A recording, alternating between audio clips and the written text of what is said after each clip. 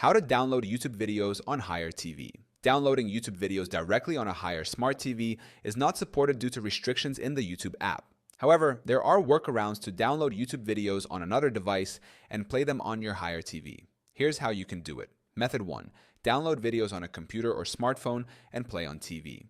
Download video on your device. Use a YouTube Premium subscription or a trusted YouTube downloader on your computer or smartphone to download the video. Save the video in a format compatible with your TV, such as MP4.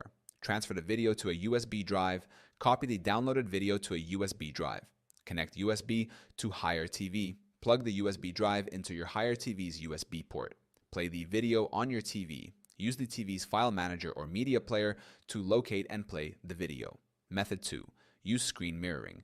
Download video on your smartphone or PC. Save the YouTube video to your device using YouTube Premium or a downloader app. Enable screen mirroring on your TV.